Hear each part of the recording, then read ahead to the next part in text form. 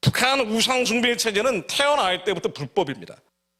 왜냐하면 한반도에는 두 개의 나라가 없기 때문이에요. 하나님이 그렇게 만드셨어요.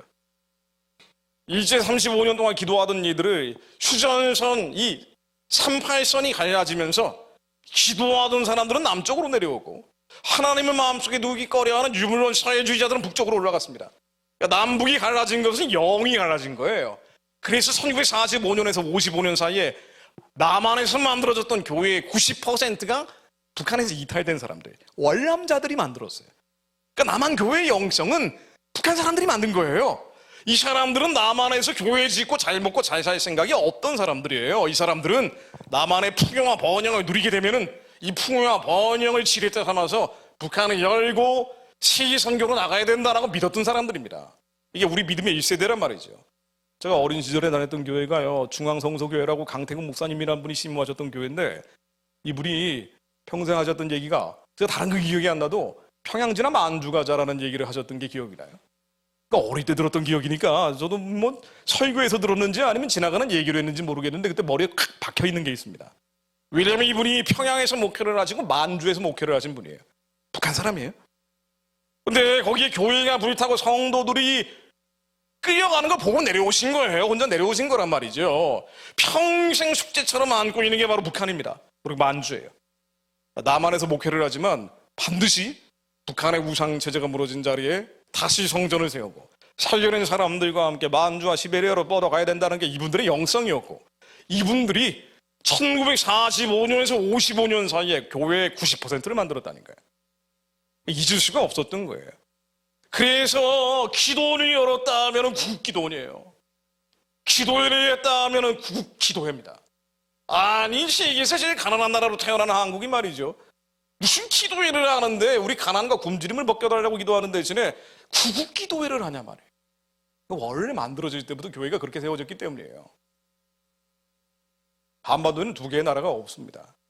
대한민국이라는 나라 하나가 있는 거예요. 그게 헌법 3조와 4조에 정확하게 기록이 돼서 한반도와 그 부속도서가 대한민국 영토다. 북한 지역은 대한민국 영토고 그 지역에 있는 북한 주민들은 대한민국 국민이기 때문에 탈북자들이 남한에 오게 되면은 귀화 절차를 거칠 필요가 없이 자동으로 국적이 부여가 되고, 그리고 저 지역을 잡고 있는 북한 정권, 북한 체제는 대한민국 헌법상 반국가단체라고 규정이 됩니다. 그러니까 불법단체, 내란단체, 내전단체라고 볼 수가 있습니다. 유엔에 동시 가입했다는 것은 국제법적인 거고 우리의 헌법적으로는 불법이에요. 불법입니다. 불법. 근데 이 시선이 끝으로 가면요, 북한도 불법이니까 더 발악을 하는 거예요. 발작을 하는 겁니다. 우리의 종말적인 사건과 함께 이해하는 것이 훨씬 더 편합니다. 그래서 저 체제가 더 난리치는 거예요. 저 불법적인 체제. 그리고 유물론 사회주의자들이 만든 체제이기 때문에 교회를 핍박하고 성도들을 사륙하고 심지어 수용소로 만들어서 많은 사람들을 가둬서 죽이기 시작한 곳이고요. 나중에는 김일성을 신으로 만들어서 그냥 신이 아니라 우상 숭배하는데 김일성, 김정일, 김정은을 신으로 만들고 태양신이라고 주장하는 곳입니다. 북한의 공식적인 매체인 노동신문에서 얘기하기를 김일성은 태양신이다 라고 주장을 합니다.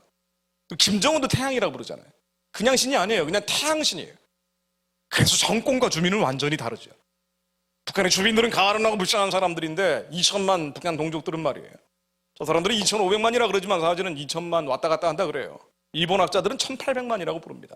워낙 많은 사람들이 죽어가지고 2천만 어림잡아 되는 사람들이 저 가난하고 불쌍한 포갑당하는 백성들이고, 저들이 포갑하고 있는 북한 정권은 태양신 체제예요. 발의 재단입니다. 아세노의 목상 같은 거예요. 그래서 우리가 일제시대에 조선 사람들을 도우려고 하면 말이에요, 이 조선 사람들을 도우려면 어떻게 해야 돼요? 일본 제국주의 정권이 무너져야 되잖아요. 정권하고 주민하고 완전히 다르니까 지배자냐 피지배자냐 완전히 다르고, 피지배자는 민주적인 선거에 의해서 지배자를 정할 수가 없어요. 북한은 민주적 선거제도가 없단 말이에요. 조선민주주의인민공화국이라고 하는데 이건 자유민주주의가 아니란 말이죠. 인민민주주의란 말이죠. 그래서 주민들은 정권의 노예입니다. 이 정권이 주민을 노예 삼고 있기 때문에 주민들을 살리기 위해서는 정권은 반드시 무너져야 돼요.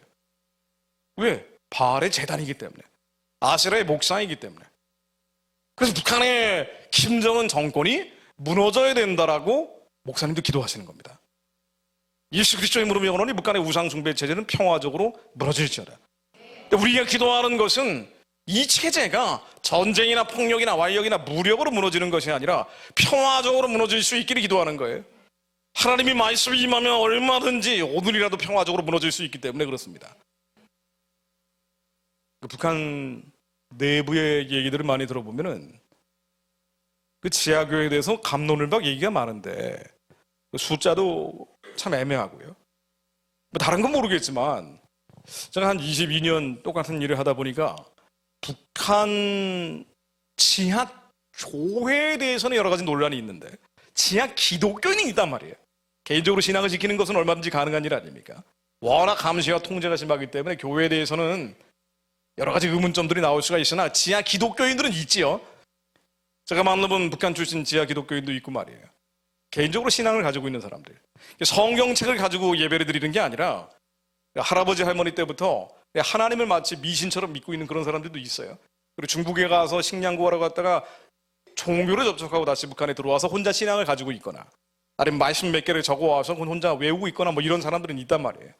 근데 이런 지하 기독교인들이 어디에 있는 거하고 얘기를 들어보면은 일반 감시 대상인 주민들보다는 오히려 감시 주체인 핵심 엘리트 안에 있을 가능성이 더 많다는 거예요. 자, 우리가 한번 상상력을 발휘해 보자고요. 하나님이 하시는 권세와 권능에는 제한이 없습니까? 믿으시죠? 하나님은 능력의 한계가 없으신 분이에요. 지금이라도 당장 북한을 무너뜨릴 수 있는 분입니다. 근데 하나님이 지금이라도 당장 김정은을 데려가면 되는 거예요. 4대 세소로 넘어갈 필요가 없단 말이죠. 김정은이 딸을 데리고 와서 4대로 넘어가겠다라고 냄새를 풍기고 있지만 하나님이 지금 당장 김정은을 저놈이 회개를 안 하니까 안 되겠다라고 데려가 버리시면 저 체제는 굉장한 혼란 상태에 빠지는 거고요. 바로 그때 하필이면 숨어있던 북한의 지하 기독교인을 끄집어내서 새로운 지도자로 세우실 수도 있어요.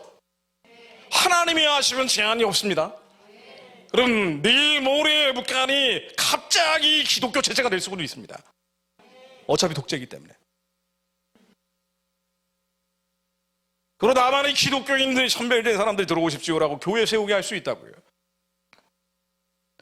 우리는 여러 가지 방식으로 인간적 고민을 해보지만 하나님은 우리의 상상을 뛰어넘는 비현실적 세계에 계신 분이기 때문에 하나님이 말씀만 하시면 그리 될 것을 믿습니다. 폭력이나 완력이나 무력을 쓸 필요가 없습니다.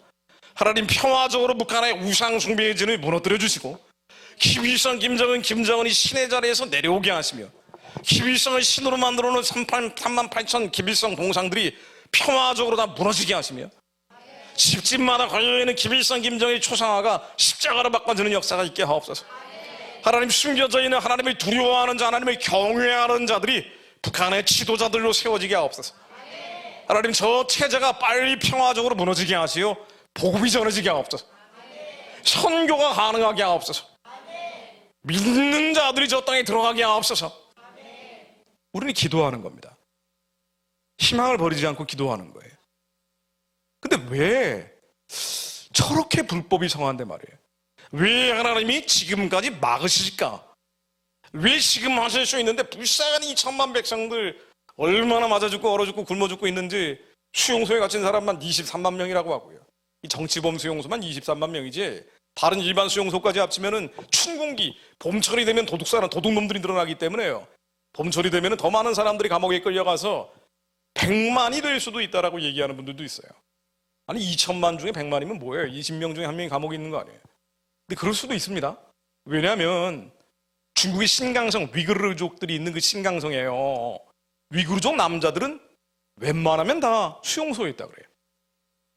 가정이 해체되고 다 수용소로 보내서 거기서 일을 한답니다. 그런 체제가 바로 공산주의인 거예요. 뭐 그럴 수도 있죠. 북한도 주민의 20분의 1이 감옥에 있을 수도 있습니다. 자, 그런데 왜 하나님이 지금 불쌍한 사람들이 살려낼 수도 있는데도 불구하고 살려내지 않으실까? 우리가 여기서 한번 고민을 해볼 필요가 있습니다. 묵상을 해볼 필요가 있어요. 하나님이 왜 안 무너뜨리십니까? 우리가 기도하고 있는 사람들이 있는데도 불구하고 왜 안 무너뜨리십니까? 뭐 이건 여러 가지 이유가 있겠지만은요. 첫 번째로는 한국교회가 기도하지 않기 때문에 첫 번째 이유는 거기 있습니다. 북한 우상체제가 평화적으로 무너져야 된다고 기도하는 교회들이 얼마나 될까요? 정말 손에 꼽을 정도로 없습니다. 한국의 큰 교회들을 중심으로 한 한국교회 주류는 북한 체제가 무너지는 것을 위해 기도하지 않아요.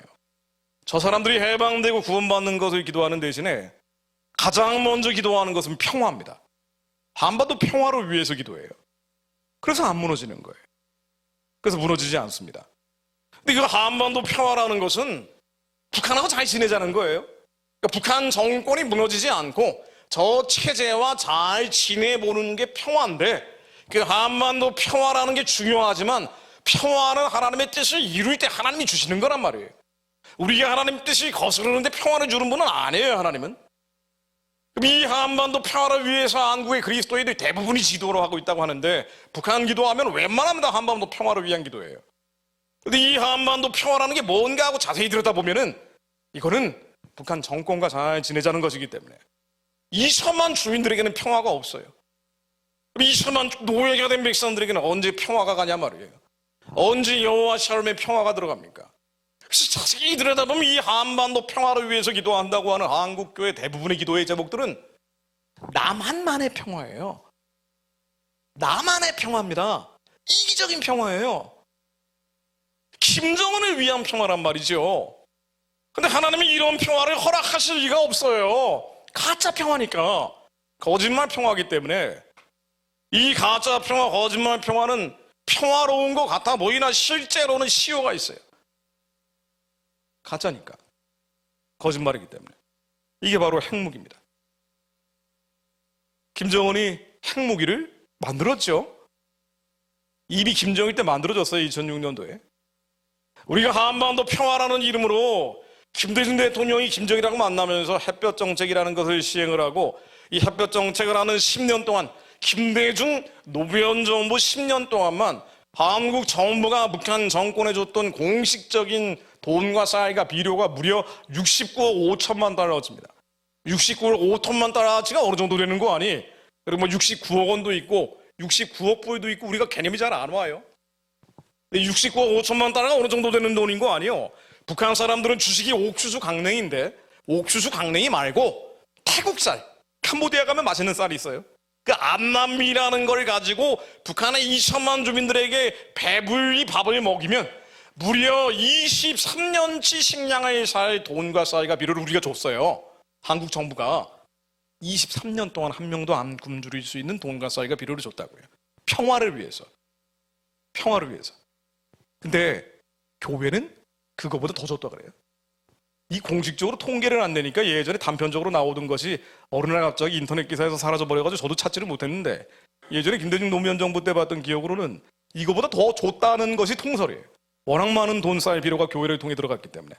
인도적 지원이라는 이름으로 들어갔는데 이 인도적 지원의 목적은 뭐냐? 한반도 평화라는 거예요. 평화라는 이름으로 줬는데 한국 정부가 북한에 가장 많은 현찰 빳빳한 달러를 줬을 때가 바로 2006년도입니다. 바로 그 2006년도에 북한이 무슨 일을 벌였는 거 아니? 핵무기를 만들었어요. 2006년도 10월 달에 첫 번째 핵실험을 하면서 핵을 완성해버린 거예요.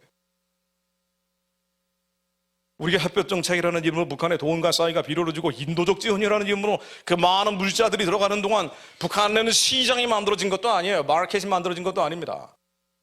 북한의 인간으로서의 존엄과 가치가 회복된 것도 아니에요. 정치범 수용소가 없어진 것도 아니란 말이죠.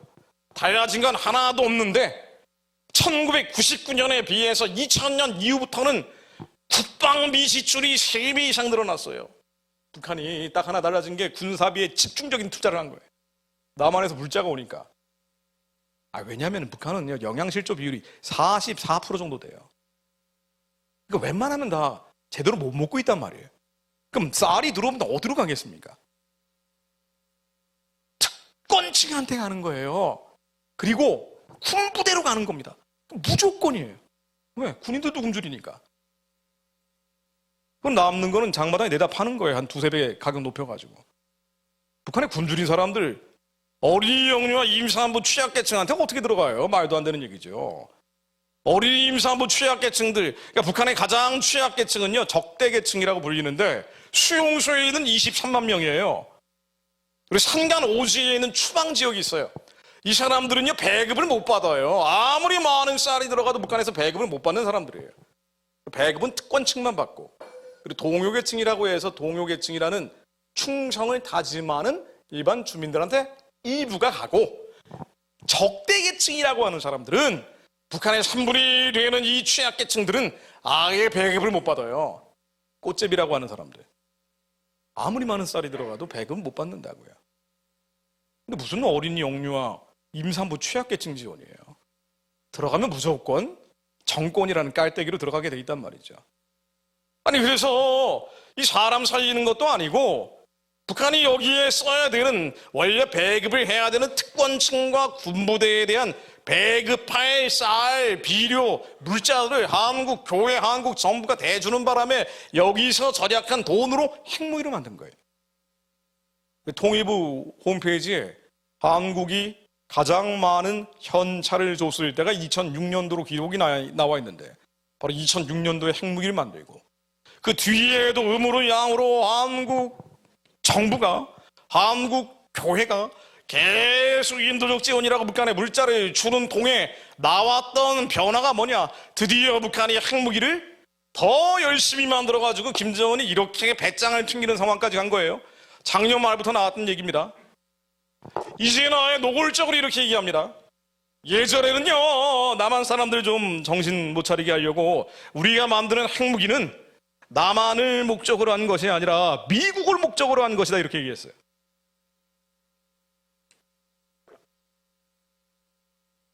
남조선 인민들은 겁먹지 말고 우리가 민족공조를 해서 북한이 너희들이 적이 아니니까 미국을 상대로 하고 있는 바 두려워하지 말라고 얘기했는데, 근데 이제는 아예 노골적으로 이렇게 얘기합니다. 대한민국은 의심할 바 없는 명백한 적이다. 핵탄두상 생산량을 기하급수적으로 늘리겠다. 핵무력의 제2의 사명은 방어가 아닌 다른 것이다. 즉 공격하는 것이다. 그 누구를 공격한다는 얘기예요? 대한민국이죠. 김정은이 또 이런 얘기도 했습니다. 남조선 전역을 사정권에 두고 전술핵 탑재까지 가능하다. 얼마 전에 이 얘기했더라고요. 또 전쟁 준비 태세를 보다 엄격히 완비해서 구체적인 결정들을 채택하라. 그러니까 이 핵무기라는 게 그냥 놔두는 게 아니라 남한을 상대로 한 무기다, 핵을 쓸 수 있다라는 단계까지 갔는데, 이게 무슨 얘기냐? 이건 이제 설명이 좀 필요합니다. 이게 뭐야 이게 도대체? 아니 북한 구원 복음 통일인데 왜 핵무기 얘기가 나와? 라고 우리는 일단 의아해하지만은요. 여러분 뭐 제가 아니면 누가 이런 얘기를 하겠습니까? 그러니까 제가 말씀드리는 거예요. 핵무기가 있잖아요. 북한 핵무기 만들었죠. 근데 이 핵무기가 너무 많이 만든 거예요. 이제 너무 많이 만들어가지고 앞으로 4년 뒤에 윤석열 정부가 끝날 무렵이면은 북한의 핵무기 탄두 개수가 세계에서 4번째 정도 된다라고 미국의 싱크탱크를 포함한 한국의 육군 본부까지 다 인정을 했습니다. 이제 부인할 수 없는 현실이 된 거예요. 맨날 미사일 날리니까 우리는 감이 없어요. 이게 무슨 일인지 전혀 느끼지 못하는데 위기가 상습화되다 보면 그 위기가 위기로 느껴지지 않는단 말이에요. 미사일은 왜 자꾸 날리는 거 아니? 미사일을 왜 날리냐면은요, 미사일을 자꾸 날려야지 이 개량이 돼요. 업그레이드가 되는데, 이걸 단거리, 중거리, 장거리까지 모든 풀세트를 갖춰놔야 이 미사일에 핵무기를 작게 해서 탄두 형태로 달아요. 근데 이 미사일이 점점 멀리 가는 거를 날려가지고 이제는 ICBM이라는 대륙을 날아가는, 미국까지 날아가는 탄도미사일을 만들고, SLBM이라는 잠수함에서 발사되는 잠수함 발사 탄도미사일을 만들고 여기까지 온 거예요. 이 미사일 능력이 계속 개량이 되면서 세계에서 4번째 수준이 됐다고 합니다. 북한의 미사일 능력이. 근데 핵탄두의 개수도 이제 앞으로 4년 정도 뒤면은 세계에서 4번째, 미국, 러시아, 미국, 중국 다음으로 북한이 된대요. 혹은 중국과 비슷한 수준이 된다는 거예요. 그럼 뭐가 달라지는데? 우리는 개념이 없어요. 그래서 차별금지법을 막아내는데 한계가 따릅니다. 갑자기 무슨 얘기하는 거예요? 북한 얘기라 차별금지법이 왜 나오는 거예요? 이 두 개를 연관시킬 수 있어야 지혜로운 사람입니다. 왜냐면은요, 핵무기가 이 정도로 많아지면은 북한에 이격 능력이 생긴다라고 정의를 합니다. 원래는 핵미사일을 저렇게 많이 만든다고 해도요, 한국과 미국이 동맹국이잖아요. 미국이 세계에서 가장 군사력이 강한 나라인 건 사실이란 말이에요. 이 동맹국인 미국이 핵우산이라고 들어보셨죠? 핵우산에 씌워져가지고 한국을 보호해준다는 거예요. 그러니까 우리는 그다지 염려할 필요가 없어요. 쟤네들이 핵무기를 만들든 말든 미국이 도와주면 되니까. 아직 한미동맹이 굳건하기 때문에 언제든지 우리를 방어해줄 수 있을 거라고 생각하는데, 문제는 핵무기가 너무 많아져 버리면 이 핵우산이라는 건 다 구멍이 숭숭숭 뚫려버립니다. 왜 그러느냐? 핵미사일이 너무 많아져 버리면은요, 좀 얼마 안 될 땐 괜찮아요. 근데 많아져 버리면, 여차하면 북한이 핵미사일이 남한에 날렸을 때 미국이 북한을 불바다로 만들어주겠다는 게 핵우산이에요. 일단 한 방 맞아야 돼요, 우리가. 미리 씌워줄 수는 없어요, 핵우산을. 한 방 맞아야 되는데, 맞은 다음에 신속하게 미국이 북한을 초토화시키겠다는 거예요. 그러니 북한 입장에서는 남한의 핵미사일을 날리는 순간 자기들도 끝나는 거예요. 북한이 미국하고 싸워가지고 이길 수는 없잖아요. 장기전으로 가면 무조건 질 거 아닙니까? 자, 그런데 핵탄두가 너무 많아져 버리면, 예전 같으면은요, 천안함이나 연평도 사건 같은 거 일으키면 미국의 7함대가 핵을 탑재해가지고 와요, 서해 바다까지. 잠수함도 핵을 싣고 온단 말이에요. 북한 애들한테 너희 한 번만 더 장난치면 가만 안 놔둘 거라고 공갈을 치면은 천안함 연평도 사건을 일으키고 나서도 조용해지는 거예요. 겁을 먹어버리니까 쟤네도 막 B2가 날아다니고 말이죠. 뭐 스텔스기가 왔다 갔다 하면서, 그럼 쟤네들도 위축이 된단 말이에요. 근데 핵탄두가 너무 많아져 버리면 미국이 북한을 한 방 때려도 북한의 핵무기가 남아 돌아요. 그래가지고 어떻게 되느냐? ICBM이라는 대륙간 탄도미사일로 미국의 시애틀을 때려버릴 수가 있는 거예요. SLBM이라는 잠수함에서 북한의 잠수함 능력이 세계에서 세 번째, 네 번째 그래요. 하여튼 사람 죽이는 무기만 잔뜩 만들어놨단 말이에요. 돈 적게 들이고. 이게 워싱턴 DC에서 펑 터져 버리면 DC를 때려버려요. LA를 때려버린다고요. 이거를 LA냐 서울이냐, LA 서울 딜레마라고 합니다. 미국 입장에서 LA를 희생하면서까지 북한을 초토화시키는, 즉 서울을 지키기 위한 전략을 쓸 것이냐 말 것이냐, 이게 딜레마라고 얘기하는 거예요. 미국 입장에서는 북한의 핵무기가 저 정도로 많아져 버리면은요, 한국을 보호해 줄 수가 없어요. 왜? 쟤네들을 초토화시켜도 또 미국이 한 방 맞아버리면 미국 대도시가 날아가 버린단 말이에요. 그걸 누가, 어떤 정부가 선택을 합니까? 쟤네들이 무서워서가 아니라 깡패나 날카로운 칼을 갈아가지고 막 찌르려고 하는데 그거 어떻게 해요? 피해야지. 무서워서 피하나 더러워서 피하지. 그걸 가버리는 거예요. 이렇게 되면 어떻게 합니까? 건드릴 수 없는 거예요. 그 북한의 핵무기가 이격 능력이라는 게 생겨버리면요, 그 다음부터는 핵 군축 협상이 아니라, 핵 폐기 협상이 아니라 핵 군축 협상으로 들어간다라고 정치학에서는 얘기를 합니다. 이제부터는, 지금까지는 말이에요, 북한의 핵무기를 없애는 협상이었는데 더 이상 이거 할 수가 없어요. 너무 많아져 버리니까. 이제부터는 핵무기가 저렇게 많아지면 핵탄도 하나 없애는 대신에 돈을 주는 거예요. 또 하나 없애주면 또 돈을 주는 겁니다. 아니면 북한의 정치적인 요구를 들어주는 거예요.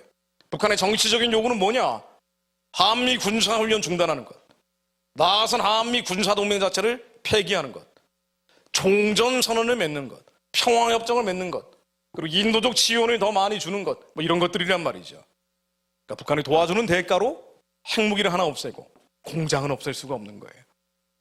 핵무기가 너무 많아져 버리면. 그럼 또 우리는 이런 얘기를 하죠. 아이, 설마 한국에 핵미사일을 북한이 날리겠어요? 라고 얘기합니다. 맞아요. 핵무기는요, 실제로 날리는 무기는 아닙니다. 공갈 치고 협박하는 무기예요. 이 핵탄두를 가지고 공갈 치고 협박을 하면서 정치적인 목적을 관철하는 무기란 말이죠. 그래가지고요, 이석기라고 예전에 통진당 의원하다가 감옥 들어간 사람 있잖아요. 내란 선동죄로 7년인가 복역하다가 나온 사람 있지 않습니까? 이 사람이 자기 조직원들이 밤에 모아놓고 맨날 했던 얘기가 바로 그런 얘기예요. 그 조직원들이 새벽에 1시, 2시 되지 모아놓고 150명 되는 사람들을 틈만 나면 모아가지고 했던 얘기가 바로 이 얘기입니다. 제가 한 얘기 바로 이 얘기예요. 동지 여러분, 이제 여러분, 이 한반도에서 큰 전쟁은 안 일어납니다. 왜냐하면 북한의 핵무기가 완성됐기 때문입니다.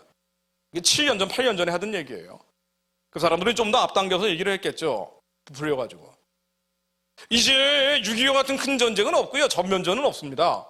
다만 북한이 이 핵무기를 배경으로 국지전이나 비정주전 같은 걸 일으켜 나갈 겁니다. 작은 규모의 전쟁들.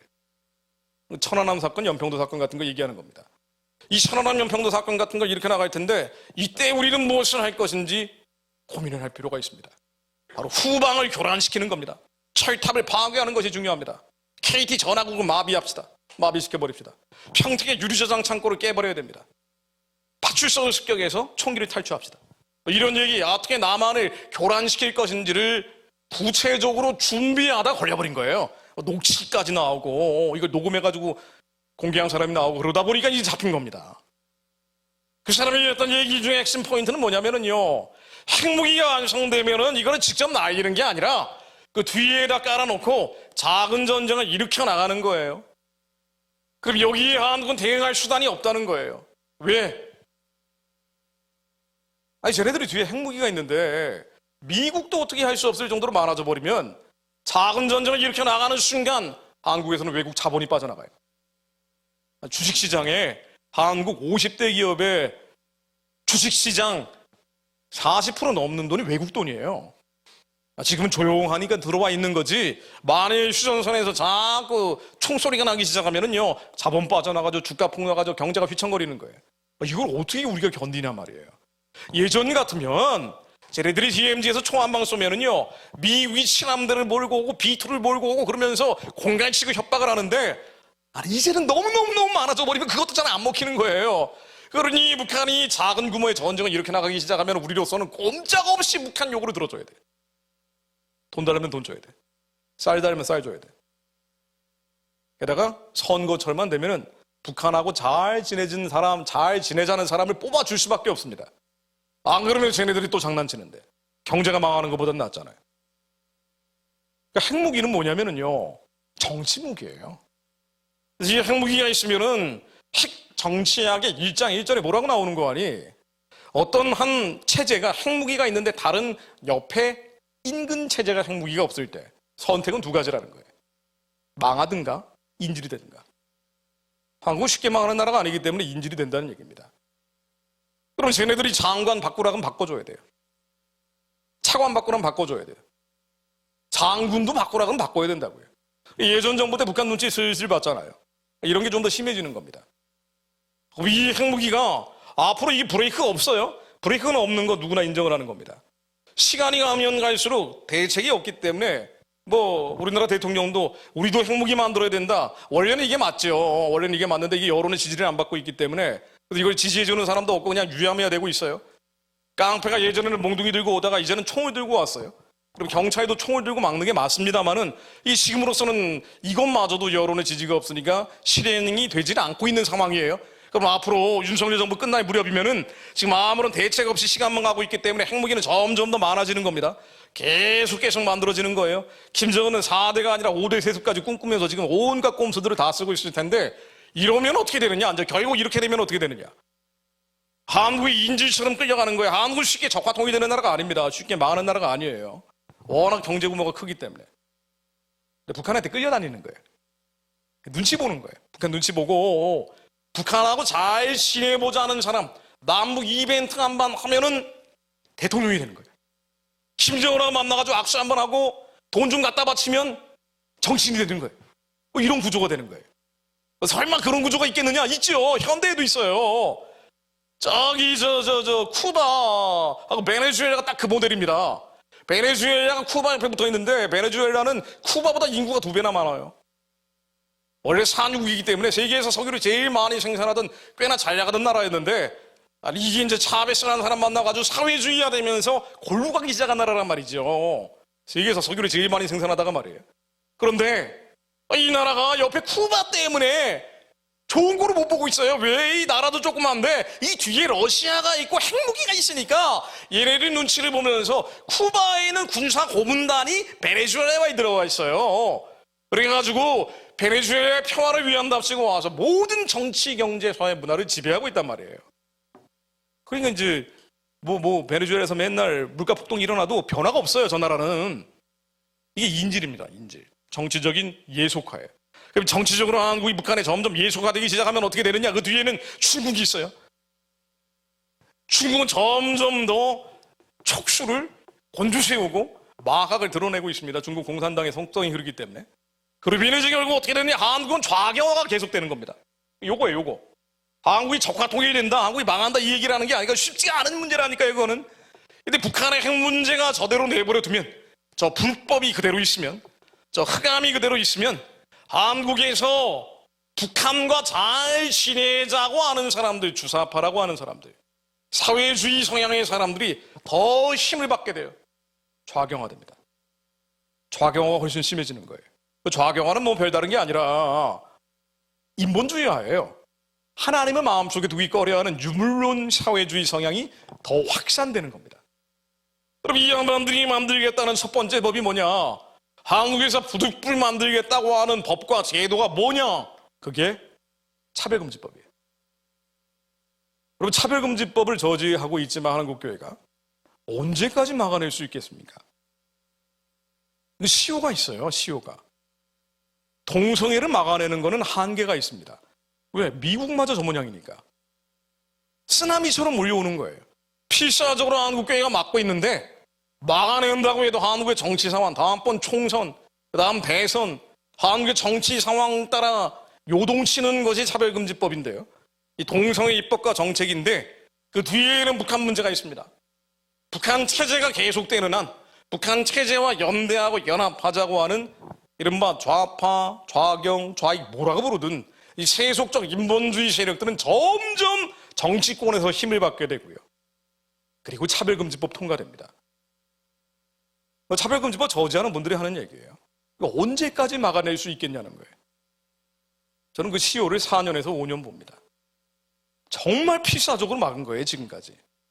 그럼 이걸 어떻게 해야 되느냐? 이 문제를 어떻게 해결해야 되느냐? 한국에서는요, 이미 해결할 수 있는 한계까지 와버린 거예요. 막아낼 수 있는 데까지 최선을 다해서 막아낸 겁니다. 우리 애들을 동성애에서 보호하기 위해서 막아낼 수 있는 데까지 막아낸 거예요. 딱 한 가지 해결책이 뭔 거 아니에요.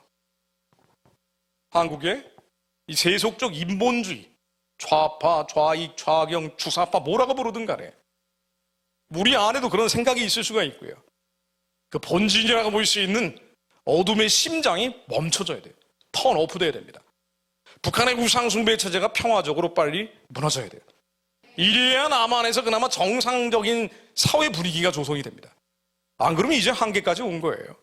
우리가 차별금지법을 막아내고 동성애를 막아냈다는 것은요, 하나님이 막아주신 거예요. 우리가 한 게 아니에요. 하나님이 하신 겁니다. 하나님이 왜 여기까지 보호해 주셨는 거 아니? 왜 그러겠어요? 한국교회를 여기까지 지켜주신 이유는 하나님의 일을 하라는 거예요. 선교하라는 겁니다. 북한 사람들이 살려내서 살려낸 사람들과 함께 열방에 뻗어가라는 거예요. 월드컵에서 축구를 해도요, 수비하는 것만으로는 이길 수가 없어요. 공격해서 골을 넣어야지 이깁니다.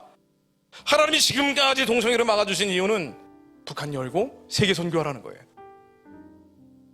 유일하게 하나 탈출구로 남아있는 것이 북한의 우상숭배 체제고, 북한 우상숭배 체제가 무너질 때 그와 연결되어 있는 80년대부터 김일성, 김정일한테 충성맹세하면서 음으로 양으로 연결되어 있던 사람들도 힘을 잃을 거예요. 북한의 우상숭배 체제가 빨리 무너져야, 그래야 남한에 이른바 동성애법을 포함한 온갖 반성경적인 불법을 앞장서서 추동하고 있는 사람들이 힘을 잃습니다. 그 사람들도 자유로워져요. 그래서 우리는 뭘 기도하는 거 아니에요? 북한 우상숭배 체제가 평화적으로 빨리 무너질지어다. 필사적으로 동성애법 막아내야 됩니다. 이거 뚫려버리면 끝이에요. 아니, 공격해야 되는데 방어막이 뚫려버리면 어떻게 하냐 말이에요. 그럼 한국 교회가 무너지는 겁니다. 하나님, 한국 교회가 이 동성애 입법과 악한 정책들을 끝까지 막아내게 하옵소서. 나아가서 우리는 방어적인 수준에 머무는 게 아니라 이제는 공격하게 하옵소서. 예수 이름으로 영원히 북한의 우상 체제가 평화적으로 무너질지어다. 저 땅에 하나님의 성전이 세워질지어다.